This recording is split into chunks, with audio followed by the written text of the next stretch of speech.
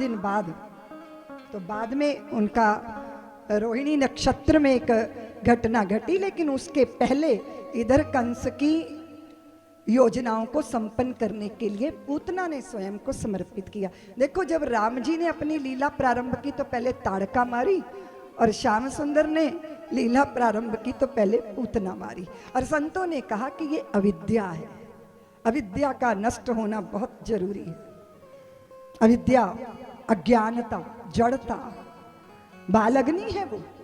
बहुत बार लोग पर्सनैलिटी से इतने जबरदस्त दिखते हैं, इरादे क्या है नहीं पता चलता।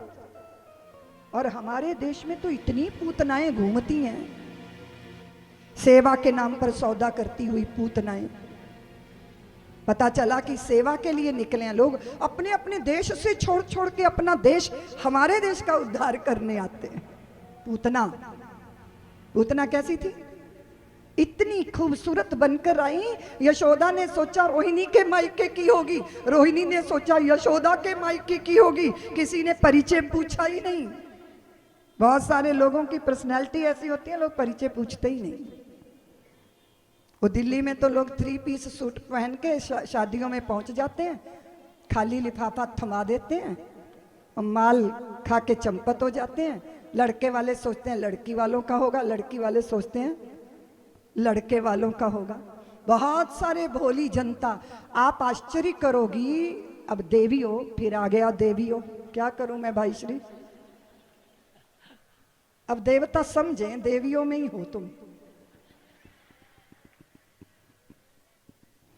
तो कहां मैं पहुंची? बनवासी क्षेत्र में इतने भोले लोग। 8 रात मैं वहां रही। लोगों ने मुझे कहा कि दीदी माँ, हमारे यहाँ बहुत ऐसा हुआ। क्या हुआ? हमने कहा तुम्हारे दिया नहीं जल रहा, दुर्गा माँ का चित्र कहाँ गया? उठा के फेंक दिया। राम कृष्ण के चित्र जला डाले। क्यों? बोले राम जी क्या उद्धार करेंगे हमारा। एक जने आए थे, बहुत दूर से आए थे, और उन्होंने बड़े से तालाब के अंदर अपने भगवान डाले और हमारे राम जी डाल दिए। तो राम जी तो डूब गए और उनके भगवान तर गए। और बोले जो खुद ही डूब गया वो तेरे को क्या तारेगा।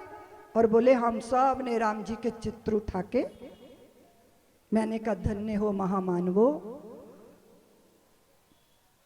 तुम ये भूल गए क्या कि हम भारतीयों में पानी में तो परीक्षा ही नहीं होती। असल में हुआ क्या कि उन्होंने राम जी की मूर्ति तो पाषाण की डाल दी और अपने भगवान की मूर्ति लकड़ी की डाल दी पानी में, तो वो तर गई और राम जी की मूर्ति डूब गई। तो मैंने उनसे कहा कि पागलो, हमारे यहाँ तो पानी में नहीं परीक्षा होती, हमारे तो अग्नि परीक्षा का विधान है, डालो दोनों को। लोग कहते हैं दीदी माँ ये कुतर्क है। तो मैंने कहा कांटा कांटे से निकलेगा, विष होगा विष से निर्मूल, दुर्जन पर करते अनुकंपा यही हिंदुओं की है भूल। तुम दूसरे के इरादे नहीं समझ पाते, वो इरादे अच्छे नहीं है।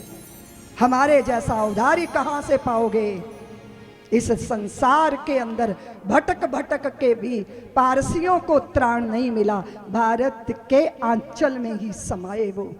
मेरी माँ भारती का अंचल ऐसा है जहाँ सब कुछ स्वीकार होता है, क्योंकि हम जानते हैं कि एक ज्योत है सब दीपों में, सारे जग में नूर एक है। सच तो ये है इस दुनिया का हाकिम और हजूर एक है, हर मानव माटी का पुतला जीवन का आधार एक है। गहराई तक जाके देखो सदधर्मों का सार एक है। एक वाहेगुरु एक परमेश्वर कृष्ण और श्री राम एक है। नाम भले ही अलग अलग हों भगतों के भगवान एक हैं। नाम रूप की बात छोड़ दो इंसानों की जात एक है। मन से मन की तार जोड़ लो सीधी सच्ची बात एक है। तो इस सरलता को हमारी बेवकूफी मत समझना। सरल होना अलग बात है ना, और बेवकूफ होना अलग बात है। भगवान ने तो अपनी लीला संपन्न करनी थी। यशोदा मैया ने कहा अतिथि आई है ये अतिथि, अरे मुझे इसका स्वागत करने, कितनी अच्छी है कितनी प्यारी है, मैं कुछ मुंह मीठा कराऊं। अब विष देने आई है, उसको भी मुंह मीठा कराने की योजना यशोदा मैया बना रही है। और श्याम सुंदर सोच रहे हैं मैया ये अतिथि नहीं है, आज ही इनकी पुण्यतिथि निश्चित होने वाली है। इनका स्वागत तो मैं करूंगा, चिंता मत करो। और मैया के हाथ से ले लिया पूतना ने श्याम सुंदर को गोद में।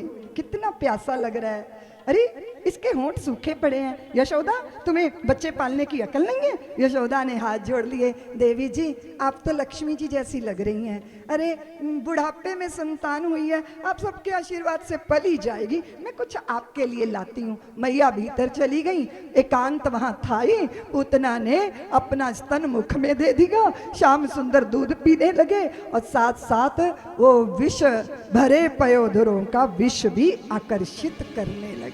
वो बोली, मुंचमा मुंचमा, मुझे छोड़ दे, मुझे छोड़ दे। कन्हैया बोले, मौसी पहले तो मैं पकड़ता नहीं, और किसी को पकड़ लूं तो उसका कल्याण किए बिना छोड़ता नहीं।